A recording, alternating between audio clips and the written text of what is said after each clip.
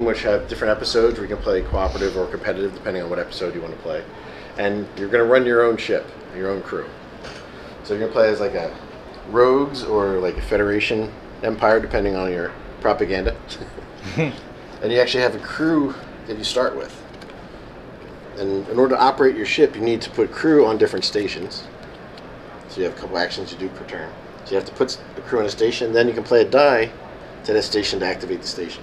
So this one is a navigation. It allows you to jump your ship to any sector tile that has that same number. So that's basically the gravity of this. So if I was here and I played that, I would jump to here. And that's also how I get power back. So I would get 4 power, so I was down here, I would get 4 power back just from jumping there. But what I'm trying to do to win the game is I'm actually trying to complete missions. So I'd have to match the biome or the symbol on the card, go to that sector tile, and complete mission there using the skills. So I have one right here. They have skills, and they have a crew value. So I'd have to have that on my ship or in my hand for my crew, and I either have to discard it. So this one has 2 value, and it has the shuttle symbol. So I'm going to discard that from my hand, and I put it back in crew quarters. You can get those back later, so you're going to cycle through your crew. And then I completed that mission. If I was, say I was here, where the actual biome was. And I completed it here. I put a marker down, so no one else can do any missions on that sector tile until I move that leader. So if someone else has another one for this biome, or this one here, they can't do it here, so they have to explore out to find a planet that fits. Okay.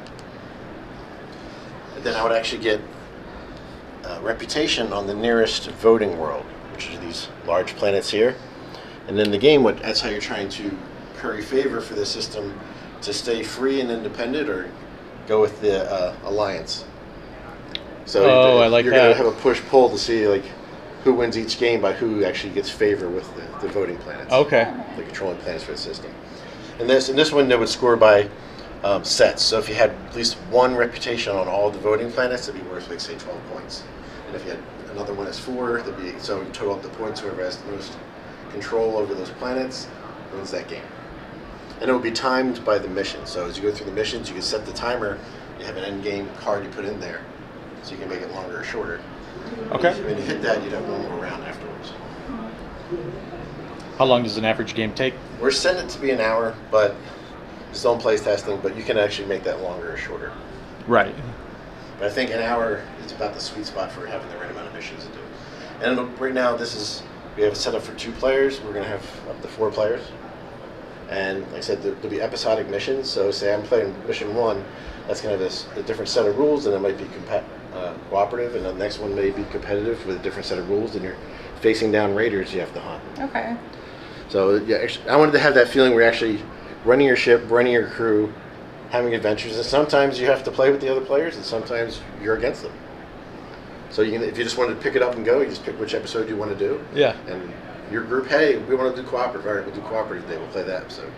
Right, what kind of mood is everyone in tonight, Yeah. right? I wanted a catch-all sci-fi game that did a couple things that I don't see other ones doing. Yeah, they have exploration and they have ship movement, but never have a feeling that you're controlling your ship and your crew. Because you can actually recruit people from the market too. So as you go around, you get experience for exploring or doing certain missions. You get rewards on the missions as well. So for this one, you got a reward for doing it. You would gain power equal to the current sector's gravity number.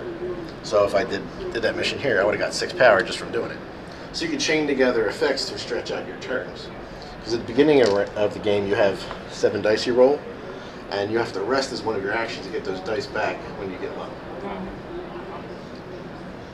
I like that, yeah. Because, yeah, you're right. In most space games, it's your ship kind of is your character. Yeah, your tableau is a little bit cold and informal to you... me, and I want you to have more, feel like you have ownership over your crew. Yeah. Like, oh, I want this guy to be my captain or my command.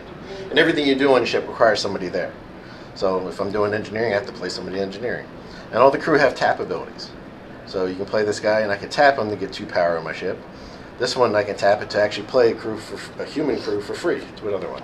Normally that costs an action. So if you chain those together, you're trying to stretch out your turns before you need to take a rest to get the most done. So you can actually either stretch out your abilities, the rewards from the missions, to be a more effective turn and get more done before the next part. You can promote your crew too. And you can promote them, yep. So you recruit or you promote. Promoting would take the other side. All the cards have a promoted side. which are a little bit stronger, a little better, and there's some extra bonuses for that. Normally, you have to take an action to untap crew. You have to play a die to command to do it. But if they're promoted, when you actually take a rest, any promoted crew will untap for free. So they're not only stronger, but they're more resourceful. That's the basics. So you'll have different win scenarios. There's exploration as well. You can scan to reveal tiles, but you're going to do it based on the gravity number. So if I played a die here, see I already had one here from earlier. If I played 5 and I was here, I could reveal tiles around me and any exploration tokens up to that number of gravity. So if I did this one first, that would have been 3. Then I can keep going until I meet or exceed that number. Very or cool. I could just fly in there, but then there could be bad stuff happen. Like, Right, yeah, for that's example, always there's a an risk. anomaly. Yeah, so there's an anomaly here. When I went in there, I would have had to hit that anomaly, and I would have to face the bad effect. And then once I faced that, took whatever the damage was or the effect, I could choose to either discard a crew or tap if I had that crew available to tap, if it had that symbol.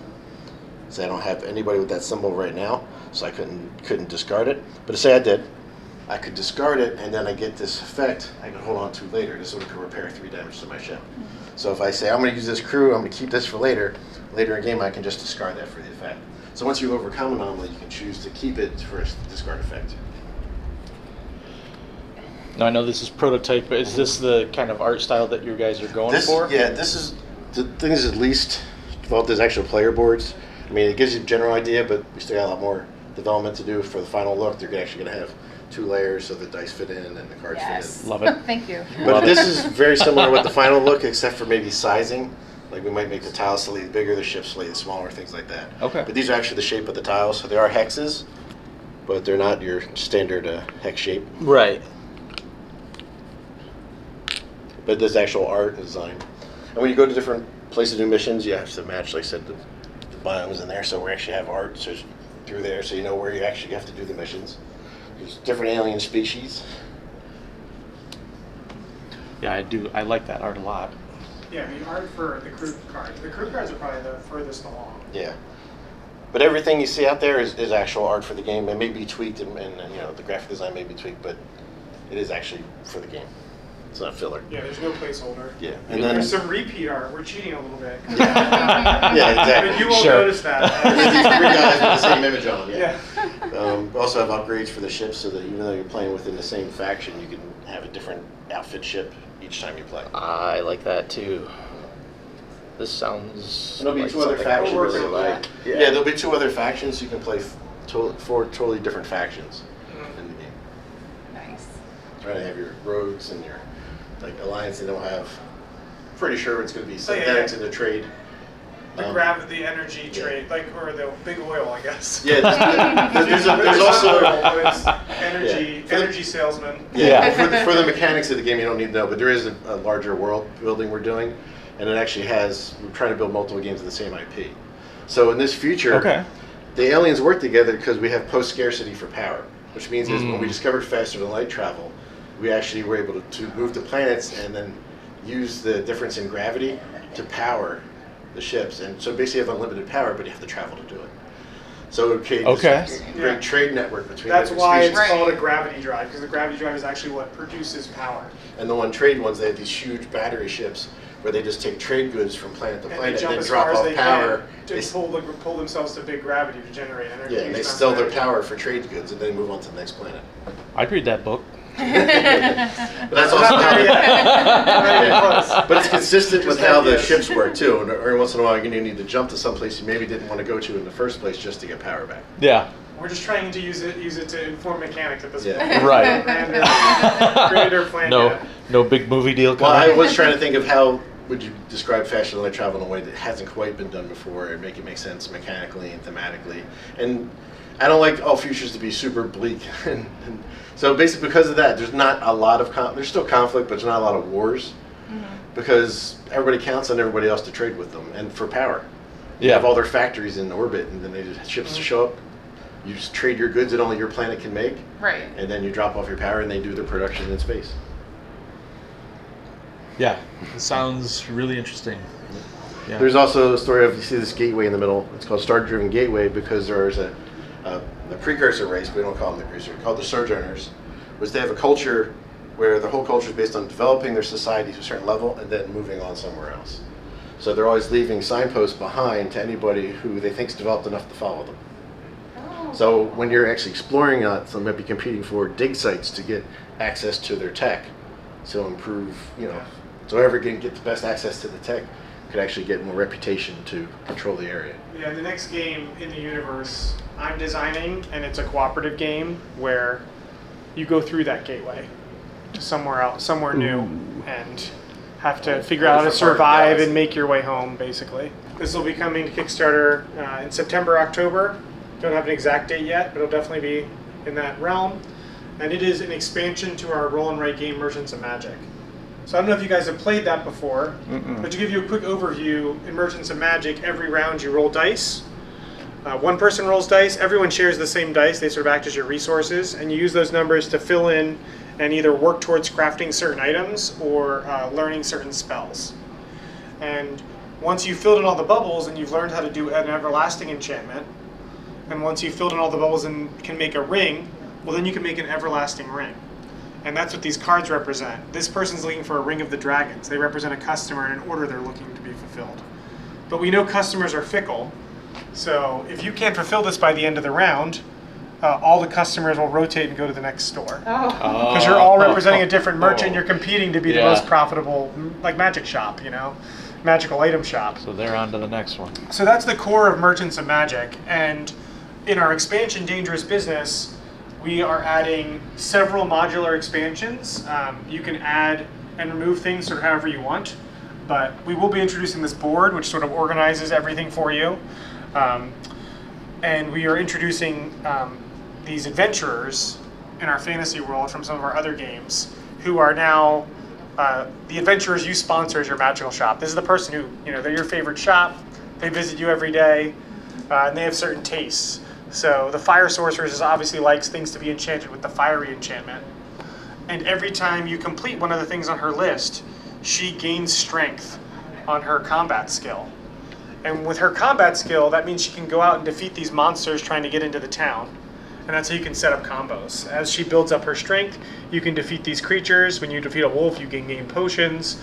And you can work your way all the way up to the Wraith Lord, which will give you tons of victory points if you're the first one to kill the big boss. If your adventurer that you're sponsoring is the first adventurer to kill the big boss at the end. So that's some of where the Dangerous Business comes in. This game's always been simultaneous action. So, we roll the dice, and then we all, at the same time, are filling in our sheets. And when we're all put our pencil down, we move on to the next round. But one of the big things we're introducing is we're giving everyone a little bit of a guild with some guild tokens. You can reserve certain customers and orders, committing to fulfilling their order. And reserving them, but if you don't reserve it, you'll get -2 points. If you don't do what you say you're going to do, you'll lose some money at the end. And we're also introducing a round with some more interaction between players, where at the beginning of the round, after we roll dice, everyone picks a secret action to do, and we all put our cards down, and we all reveal them. And we can do simple things like I can say, I'm just brewing some potions. You just take a potion token. You can research potion recipes. These are all new cards that give you really powerful effects that you can use your potion tokens to spend on.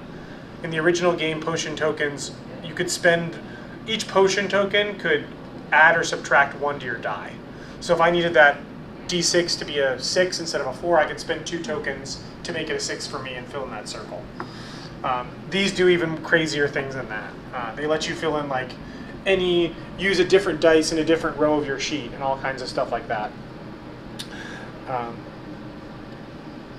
But then the other thing we can do too is we've got things like advertising. This is where it helps you advertise your store and reserve one of these cards that are worth more money. And this is where I would reserve it and put a token on it if I played advertise. And then of course we have entice, which you use you spend some potions to entice a customer to sort of jump ship and come to your store a little early. Swap it with somebody else. So everyone will choose that, and then there's a turn order for each person triggering that effect. Because if we all choose to brew recipes, the person in first gets to pick a recipe first, because there are only 2 of each recipe. So there'll always be, this game goes up to 8 players, so there'll always be a potion you could take. But if you're near the end of the line and you all choose the same thing, you're going to get much less choice in exactly the potion you're going for. So there's also a lot more player interaction in this one than the original as well. I think that covers most of the modularity things, but the great thing is you can play, if you don't like that much Take That, you can take everyone's Entice card out of it, and they only have 3 choices. Right. If you don't want to have these potions, if that's too much for people to digest, you can take those out. Or you can keep just the potions and this stuff, and take out all the monsters and their heroes, and go back to the original just hero cards we had from the first game. So there's a lot of ways you can mix and match this sort of group of expansion that's coming. So kind of simplify it or soften Yeah, it. you can do depending whatever on your works best for your situation. group. And again, this will be coming to Kickstarter in the fall. We'll have this collection of expansions called Dangerous Business, and then we'll do a reprint of the original game as well for people who missed it. This actually, even though it was available for pre-order sort of through a Kickstarter late pledge, this never went to Kickstarter originally. Oh, okay. So it went like right to stores, and basically went right to stores and to some people who could late pledge and add it to a different game. Both of these games almost made it to Gen Con, but they were on the train instead of in the warehouse. They got on the train, but they missed the truck to get here in time. But Brass Empire is actually the first game I ever designed. It's the first game Rock Manor Games ever put out. And if you haven't heard of it, I don't blame you. It's probably new to you because it is new to me. It was a pretty small Kickstarter. It was back 2016, 2017 when Kickstarter was still very much for indie people just trying to get a game out. And I just had made a game that I really liked, that I thought some other people would like to play. And we had 500 backers, did pretty modestly, but I learned a lot from it, and then we were able to grow into what we are today. But because of that, a lot of people missed out on this game, and so we're reprinting it after it being out of print for years and years. So it'll be available again after being pretty hard to come by for at least 3 or 4 years. I think it's been out of stock pretty much. And we put it in a new box, jazzed up the cover a little bit more. So, Cover looks great. Yeah. yeah, it's a steampunk deck building game. So some of the innovations we had for deck building. Deck building is one of my favorite mechanics. So we have 2 different purchase rows. We have a row called the design department. These are all constructions and units that when you play them from your hand, they stay in play. And you can do, they give you bonuses, or you can use them to attack and sabotage opponents and collect brass tokens to win the game. That's the scoring mechanism. And then we have the labor market, which are all the employees for your company that generate the resources, and you sort of cycle through and shuffle your deck. Because the motif is, in the steampunk world, this brass is very valuable, and we have these cutthroat companies competing for it. The other thing you do is you do choose a company to represent, and you get a pack of cards that sort of lean on some of the standard deck building motifs or effects. So like green is really good at drawing cards. Like draw an extra card, discard this card to draw a card, discard a card. It's a common effect in deck building games. So if you pick the green faction, that's a mechanic you like in deck building games, and you like to build your deck that way, you have 6 cards that are pretty cheap that you can add to your deck quickly to give yourself an edge on that particular mechanic that you like to exploit. And you can build your deck around it. So everybody starts off just a little bit different from each Yep, other? a little bit different. I like Yep. that a lot. So there is some uniqueness. It's one step away from giving everyone their own starting deck, but I actually have made deck building games since then where I did take that. And that was a pain to balance, but Yeah. I was a little shy of doing that on my first design. And then in the same shipment, coming at around the same time, we're going to have Lawyer Up Season 1 and Season 2 coming out. Season 2 is all brand new content. Season 1 just takes the original Lawyer Up and its first 2 expansions and puts it in one box. That's this size all together, because it was really hard for us to keep in stock certain expansions. Like people really wanted the Witch Trial, and the Witch Trial showed out in the first month. It was in retailers, and then we didn't reprint it. So we decided to put everything together just so when you buy Lawyer Up, you get a much better experience with a lot more cases to play. Because each case is very different. So Lawyer Up Season 2 has a divorce case, which is what I've set up here. It has a noir detective case, and it has a casino heist case. And in the divorce case, one of the things we did is you'll notice that there's no jury here, because instead of generating influence and trying to sway the jury to your side, you're fighting over the assets of this divorce. And to keep it less personal for any people who are divorced out there, we've made it like it's like a celebrity and like a super rich like tech mogul. So one player represents each. They're both sort of, you can see the keyword. They're both considered celebrities. The tabloids and everything else are all involved in the scandal in this divorce. It's like a national news story. But one of the things you can do is you can actually choose what type of relationship we're talking about. So you can choose if you want to have, whether it's a lesbian relationship or a heterosexual relationship. You can flip over your card however you want and role play or play out it however you want. And we were very intentional about all the flavor text on the cards, where we didn't make any determination over. We always just used the character's name. Yeah. And we sort of chose, it's Sam Howard and Adrian McKenzie. So it's like Sam Samantha. Like we were very sort of do it about it. But so in the divorce case, you fight over things like the dog, the house, the vacation home, the kids, your board game collection. I had to throw that in. And each of those things has sort of an intrinsic value to it. And the person with the most points, who controls the most assets at the end of the game, wins this particular case. But one of the things about divorce is, you go into it with some preconceived notions. So everyone has a secret attitude or emotion they're feeling at the beginning of the game.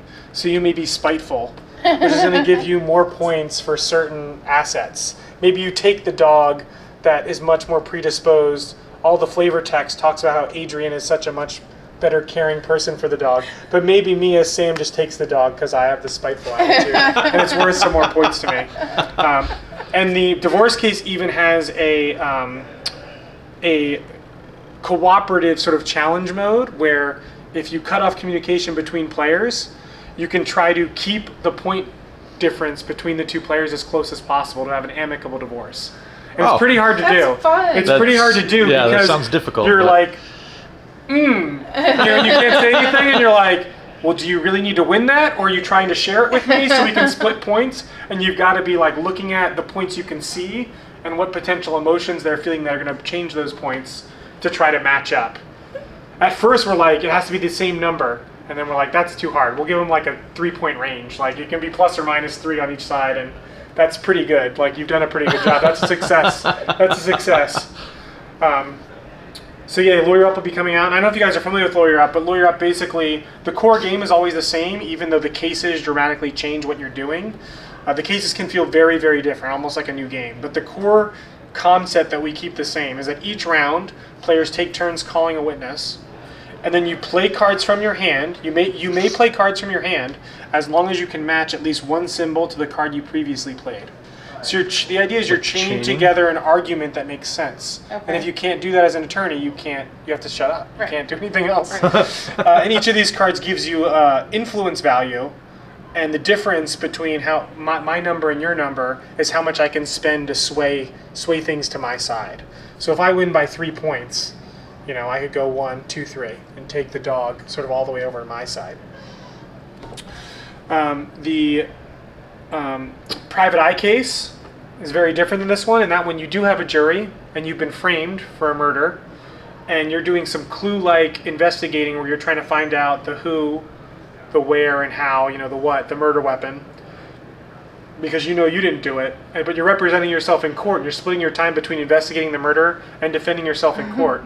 So every card you play, you need to just determine whether or not you're making that argument in court, or whether you're burning the midnight oil to investigate and figure out what to do in unveiling these cards. Meanwhile, the prosecution has all these red herrings and false clues they can show at you, and they're trying to frame you, of course. It's a whole conspiracy. You actually line up the witnesses like a pyramid, and you've got to make your way up the pyramid from the patsies all the way to the conspirator at the top. To call them in that order. And then last but not least, we have the casino heist case, and in that one, you have different... there was a crew that robbed the casino, sort of like Ocean's 11-ish, but you don't know who it was. So you have a team of people, and the prosecution is you're prosecuting different people, and you're racing up these tracks to convict or to win each of these individual cases as they're trying to figure out.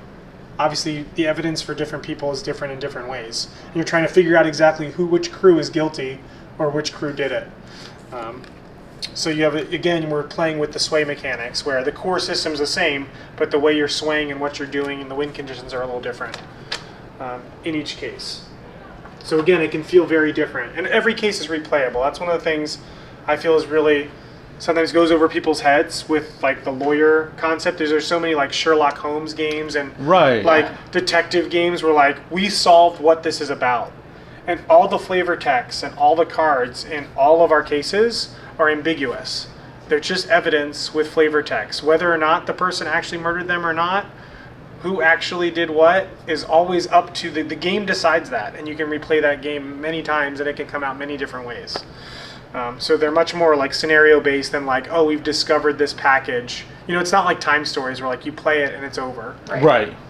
You know, I played the murder case from the first game like the most because that's the one we started with. Yeah. And I played that like hundreds of times, and it's the outcome's always different.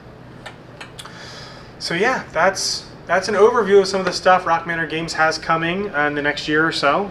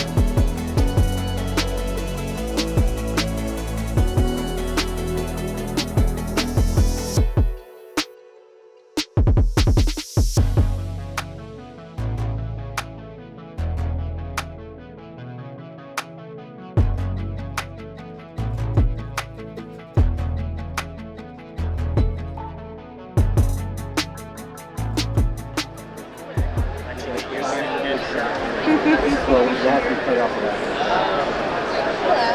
Do like a 1 minute, like, Yeah.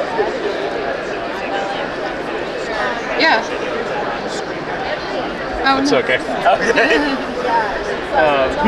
And this is on my chip line. Yeah, so this is Nocturne. It's Flatout's next in their line of cozy strategy games. So the spatial aspect is, say I bid 1 here. Normal bidding games, you just bid more than the person, right? But no, you have to go to an adjacent tile as the bid that just happened. And then you keep going around until someone decides, okay, I'm gonna not raise you. Or there's parts where like it can, you can force it to be like, there's nowhere else to go. So that's the whole spatial aspect of it. And then, so this person would win this tile, they'd leave their token, and then everyone else would get their tiles back, or their tokens back, or they could pledge them up here. Which, so basically this is like highest to lowest, gets to pick these tiles at the end of the round. The end of a round is when all of these tiles are gone. Okay.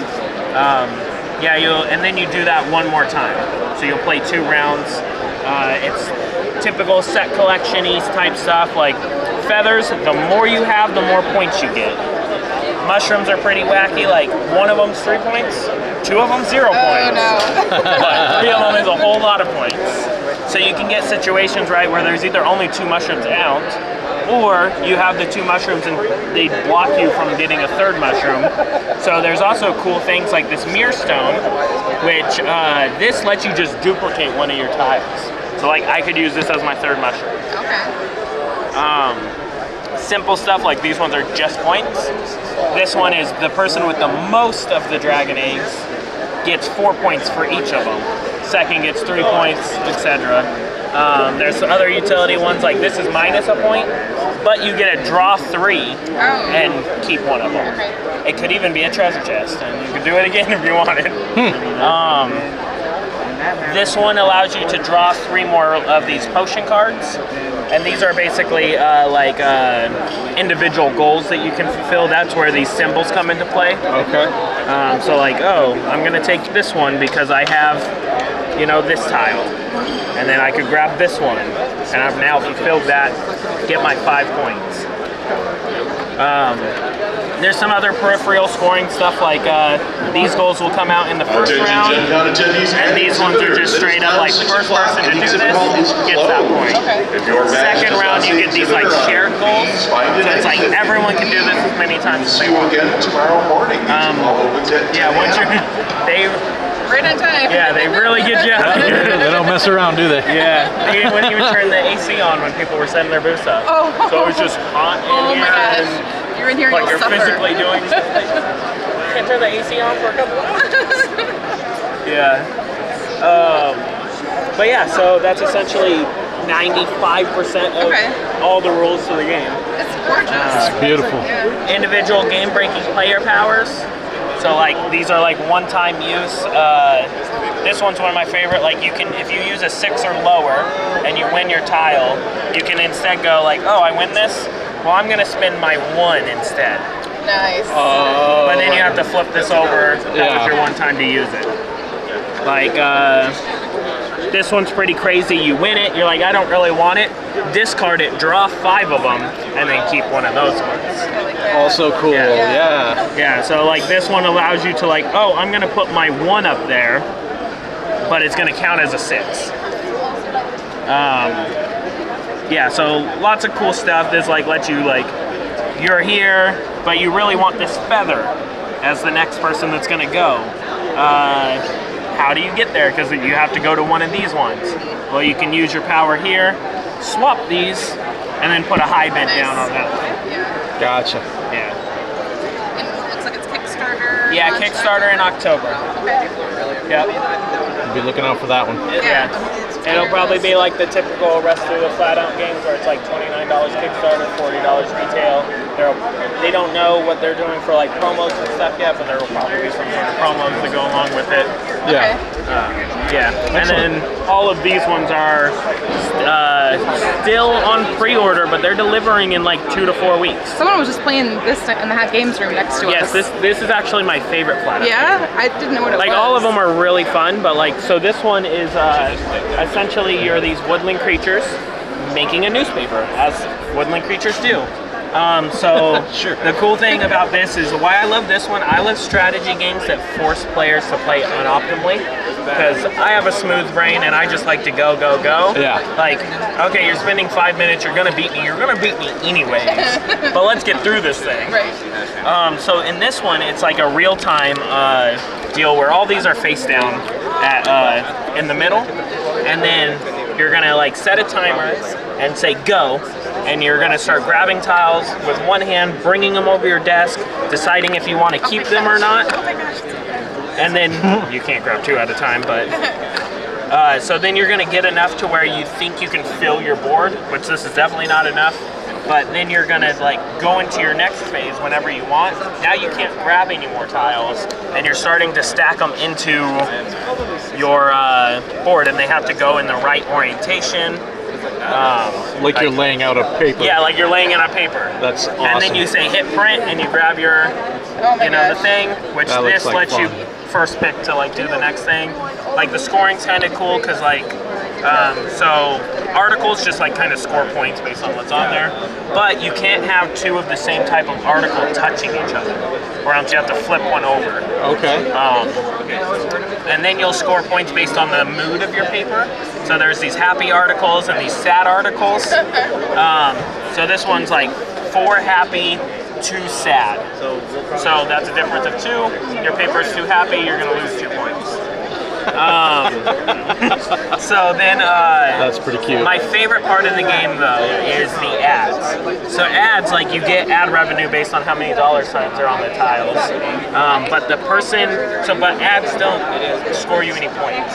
You just accumulate your ad revenue throughout the 3 rounds, so you're going to do it 3 times. The person with the lowest ad revenue at the end of the game is ineligible to win. Their paper went out of business. Oh my gosh. So it doesn't matter if you scored 50 points more than everyone else. That's really true. You know, you have an unprofitable Yeah. business. I did hear the people next to us were having a really good time, and Yes. but they were like, "Oh, this is so frustrating." There is also at cons that I like to do is a party mode or a team mode. I don't know exactly what they called it in the rule book, but you actually normally every player is doing this, right? Getting your tiles, laying them out.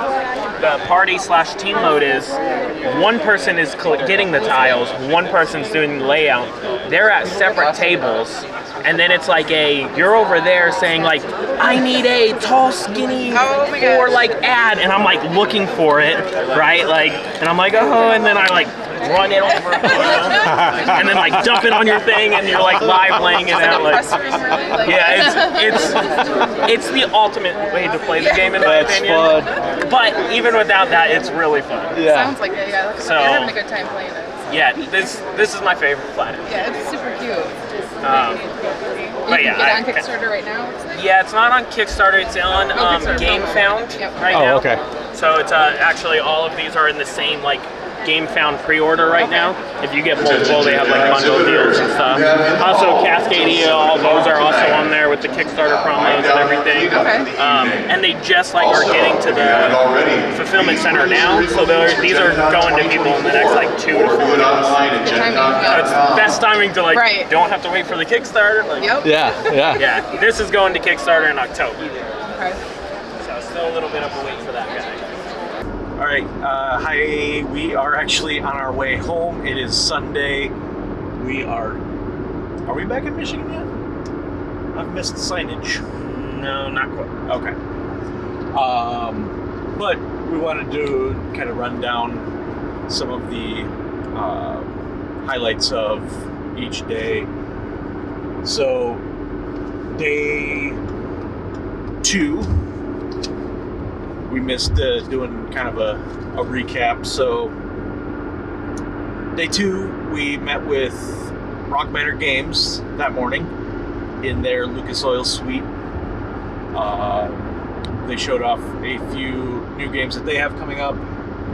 We took a look at a prototype of theirs. Do you remember what it was called? No. I don't either. But it was, I mean, it looked really great. Like, the concept of it was really neat. Very cool world building, and it was a space-themed game where you are actually managing the crew of a spaceship. And then we looked at their Merchants of Magic. We took a look at Brass Empire and Lawyer Up Season 2. Which Lawyer Up, I think, looked like one that you were definitely interested in.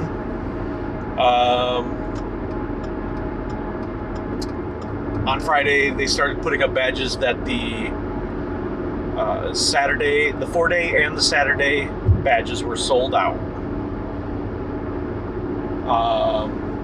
Which I'm assuming is why on Sunday morning the will call line was so long for people buying Sunday badges, because normally Sunday's a little bit quieter day. Definitely did not feel quiet today. It did not. No, it was still pretty packed, and you'll see in the vlog footage from Sunday we do a full walkthrough of the hall, and it stayed pretty packed. I picked up Cthulhu Wars that day just because that's a game that I've always wanted to pick up, but just could never justify pulling the trigger. A Sandy Peterson game. A Sandy Peterson game. Which we immediately had to go back to the hotel to deliver, so we didn't have to carry it around all day. Yeah, it weighed about as much as 40 bricks, so yeah, definitely didn't want to carry that around all day. We went to the Hot Games room and we played Thunder Road Vendetta, which was a lot of fun, very chaotic. Super fun. We ran into our friends Dan and Becky, or Selfish Lock and Lady Lock from their Twitch channel. Let's see, the Rogers picked up Lorcana that day. And played it a few times. I have not heard did you guys hear what they thought of it? I think they thought it was good, but I know Glenn sold one of his starter packs today at the con before he left. And I'm assuming he sold it for $15,000? At least. Yeah. Okay. Or maybe like $30. Somewhere in between. Let's assume that. It's a wide range. Yeah, the Lorcana line was pretty wild the entire weekend. I don't think it ever died down, really. No. Aside from at night, like just before the hall closed, but... Yeah, after that first night, they started doing the line formation at 6 p.m. the night before, and every night for the rest of the con they did that. Yeah. It stayed busy. I think they completely sold out of everything that they brought. We went to dinner at the Slippery Noodle, which has kind of gotten to be a go-to place for us. Took a long time to get dinner and drinks from there. Sounded like they were having some staffing issues, which is kind of common around the downtown area. Yeah, sorry, Slippery Noodle, you did not impress this year. Not really. Went from some great potato skins last year to some very... Well, so here's the thing. They were not potato skins this year. Last year we had them, and it was regular potato skins where they scoop out the inside, almost like a Toys Baked Potato thing, and they cover it with. But this year it was just they just thinly sliced the potatoes, so they were piled up like coins on your plate, and so only the top layer gets any of the good stuff. We are very passionate about potato skins. Obviously. Yeah. Get good, Slippery Noodle.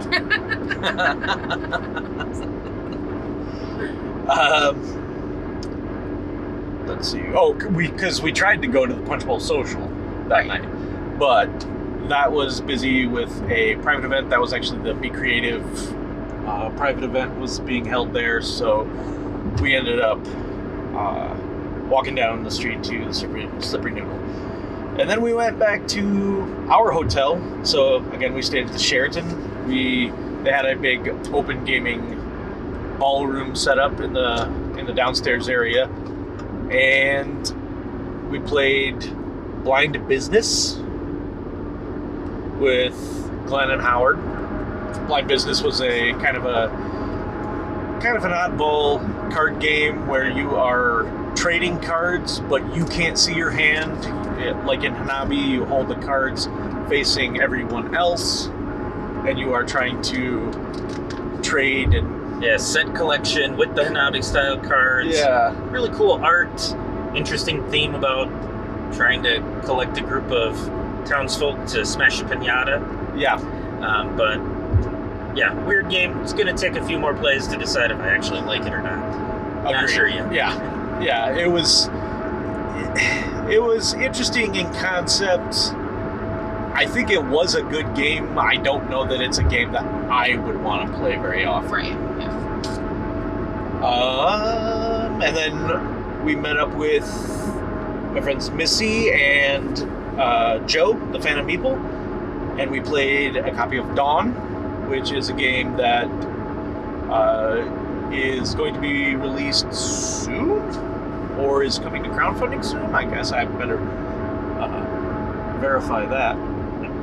But that's a kind of a co-op with a possible trader mechanism, or like in the game that we played, it's all traders. Everyone was a trader.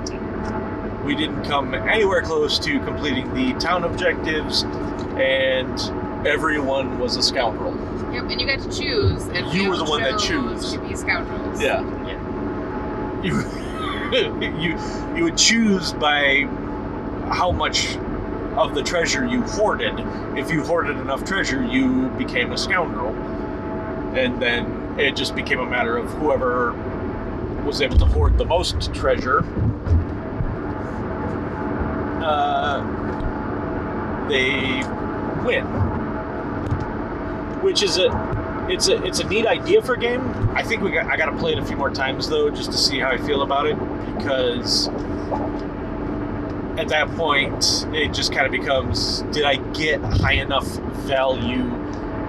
You know, because if you can see, oh, we're not anywhere close to this, and you can see that the town objective isn't going to be met, then it becomes, do I draw the cards that I need, like the high enough value treasure cards to swap out or to put in my storehouse to be able to win. So that's, let's see, that was the end of day 2.